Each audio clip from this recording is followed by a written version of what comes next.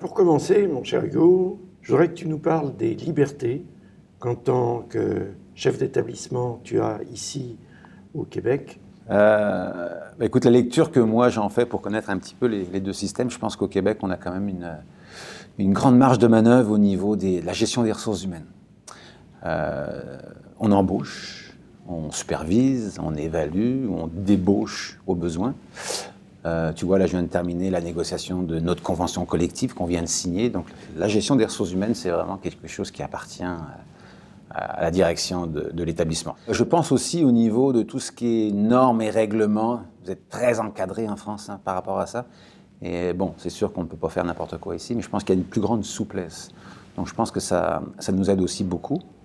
La grille de cours, la grille matière, ce que nous appelle la maquette institutionnelle, le ministère nous prescrit un certain nombre de matières, mais à partir de là, le temps est indicatif. Sachant qu'un programme scolaire est fait pour une moyenne, un élève moyen, nous on décide par exemple l'histoire ou les maths ou l'anglais, on va le faire dans un temps un peu plus court parce que nos élèves sont forts et sont capables de passer à travers le programme. Donc on va être évalué, entre guillemets, par rapport au ministère au niveau des résultats et non pas au niveau du temps.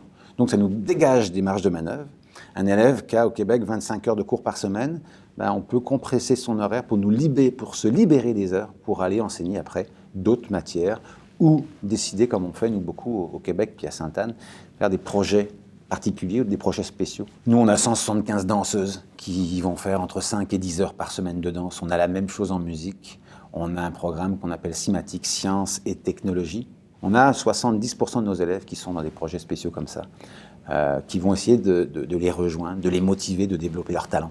Donc c'est un petit peu les grosses différences que je vois. La liberté pour la liberté n'aurait pas beaucoup d'intérêt si tu ne dirigeais pas cet établissement avec une vision éducative. La vision de Sainte-Anne, elle s'appuie beaucoup sur tout ce qui se passe actuellement dans le monde. On voit bien que l'intégration des technologies a un impact majeur dans le milieu du travail, dans les familles et aussi de plus en plus au niveau de l'éducation. Donc l'intégration des technologies, le monde en changement, la connaissance qui est disponible dans la poche des élèves, alors que jadis elle était dans la tête des profs, dans les bibliothèques, dans les encyclopédies. Donc ça va nous créer vraiment une vision de l'enseignement différente. On a défini ce qu'on appelle le cours de demain, à quoi devrait ressembler un cours maintenant. Depuis 10 ans, tous nos élèves ont des ordinateurs en classe, un ordinateur, un élève.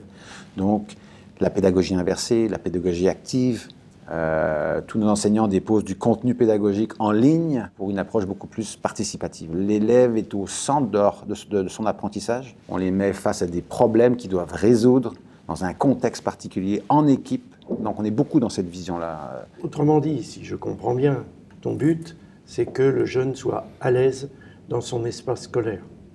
À l'aise, qu'il ait confiance en lui, qu'ils soient motivés à venir à l'école. Donc souvent, on va les raccrocher avec leurs projets particuliers. Ils viennent en classe, ils savent que dans la journée, ils ont 1 heure de danse, par exemple. Ils ont 1 heure de sport, s'ils sont dans le programme Défi Sport. Dans des méthodes, des approches, des relations maître-élève qui sont vraiment différentes, je pense, par rapport à la France. Et ça, je pense que c'est un critère excessivement important dans l'apprentissage. Le bien-être de l'enfant par rapport à son enseignant. Donc, c'est un peu tout ça qu'on essaye de mettre en place. Une démarche collaborative. Beaucoup. Entre eux et avec les enseignants également. Cette vision que tu t'es construite et que tu essaies de faire partager, comment parviens-tu à la mettre en œuvre dans ton modèle managérial ?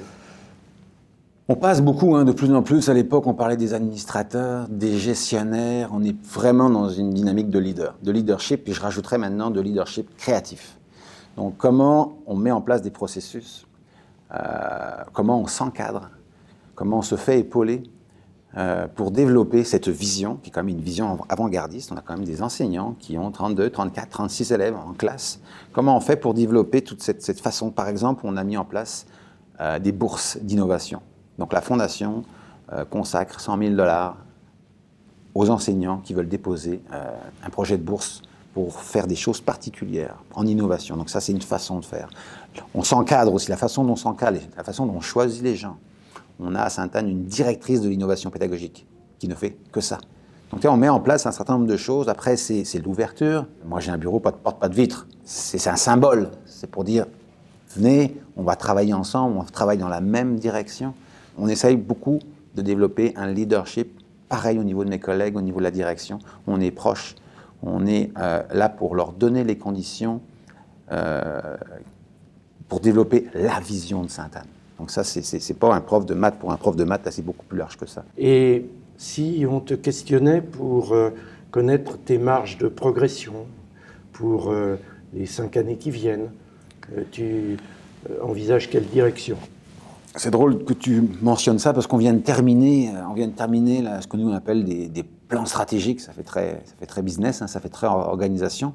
Mais les écoles au Québec, les écoles privées, fonctionnent vraiment comme une entreprise. Hein. On reçoit une subvention par élève, un certain montant. On va chercher un autre montant dans les poches des parents. Et à partir de là, on roule comme une organisation. Donc on va s'asseoir, on va faire des planifications stratégiques. On vient d'en terminer une. Sainte-Anne 2020, donc 2020, où on aimerait que Sainte-Anne soit dans 3 ans. La première chose, c'est vivre le cours de demain. On a défini en équipe, avec les enseignants, avec les directeurs, avec le directeur de service pédagogique, une vision de ce que devrait être un cours. Tu sais, on parle beaucoup de l'école du futur, mais nous on a dit, on va déterminer à quoi devrait ressembler un cours. Donc ça, ce modèle-là, il existe. Il est très présent actuellement dans notre école primaire, parce qu'elle vient juste d'ouvrir. Donc on a embauché les enseignants qui correspondaient à notre approche. Au secteur collégial également, le secteur secondaire qui est la grosse machine, qui est là depuis 155 ans. Donc là, l'objectif c'est dans 3 ans, on veut que la majorité des enseignants soient embarqués dans cette vision-là. On pense avoir un modèle intéressant à Sainte-Anne. Donc on veut faire rayonner ce modèle-là au plan local et au plan international. Donc des partenariats avec des écoles en Belgique, en France, des ententes. Continuer à développer l'innovation, c'est important. L'innovation pédagogique avec la directrice de l'innovation, avec les bourses que l'on donne aux enseignants. Donc c'est quelque chose qui nous tient à cœur aussi. Donc c'est ce qu'on s'est dit. Et enfin, revoir les espaces d'apprentissage. La classe telle qu'on la connaît depuis les 200 dernières années doit changer, doit évoluer.